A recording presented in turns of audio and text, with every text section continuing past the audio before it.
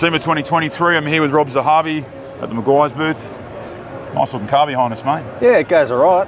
First time over here at SEMA? The car? Not you, you're a veteran of this. Yeah, the car, it's the first time it's been seen in America. We kind of wanted to give the opportunity for the car to be seen the first time at SEMA. It's a pretty special show, as you've probably seen yourself. It is.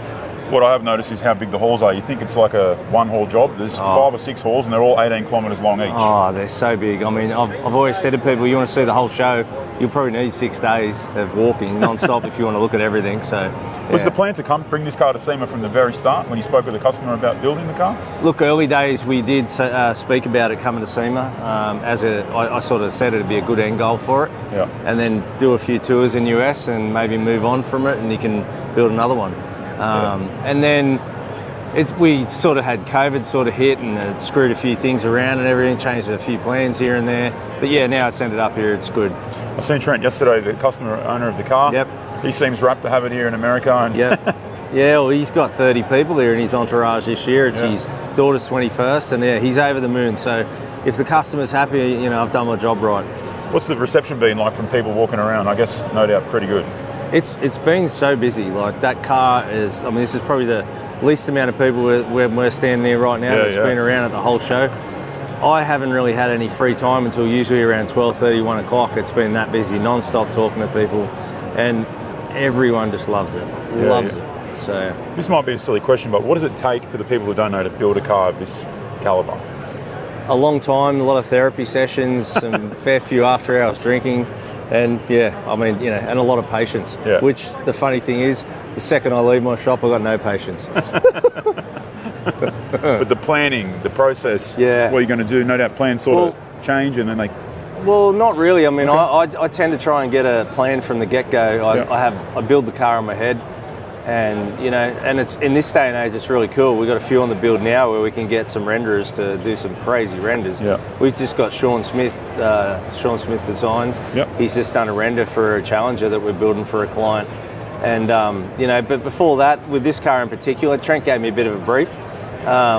He told me sort of what he wanted to do, but we had a lot of free reign. And the design concept behind it all was pretty much up to us. Yep. And then I just checked with him and make sure that he was 100% happy, which luckily for me, after, you know, like 6 weeks of steel work just on the front bit in the engine compartment here, if he wasn't happy with it, then, you know, I'd have to change it. But, you know, he was happy with it.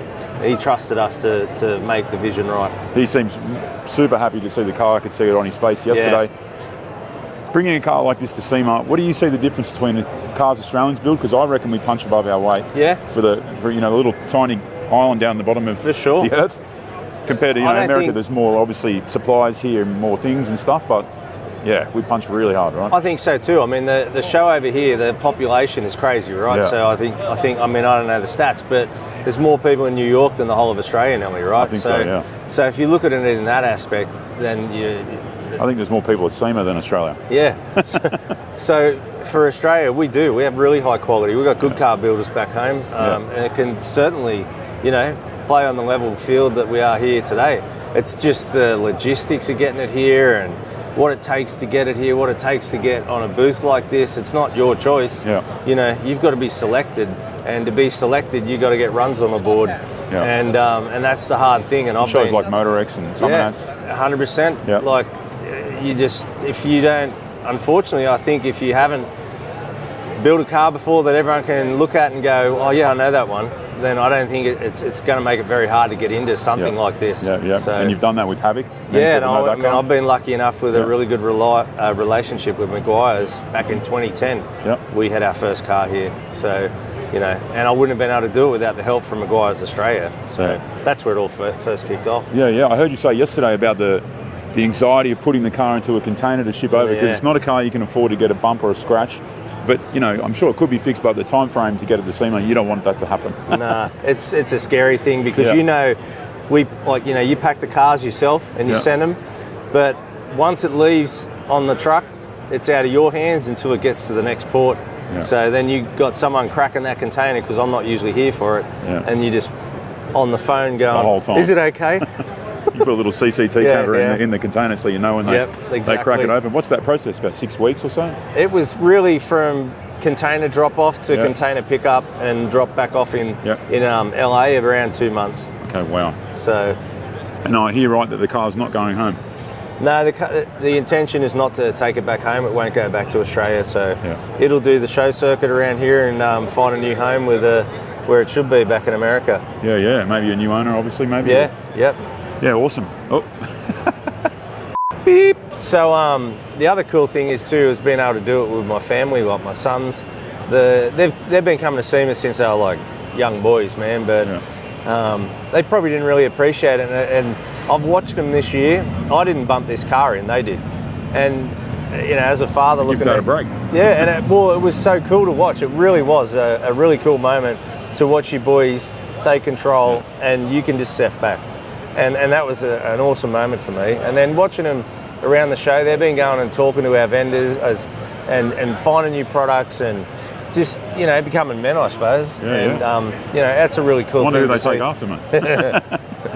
Well, yeah, they got to live and breathe the cars back at home anyway, and they've been into it since they were little kids. But it's just a really cool thing to see.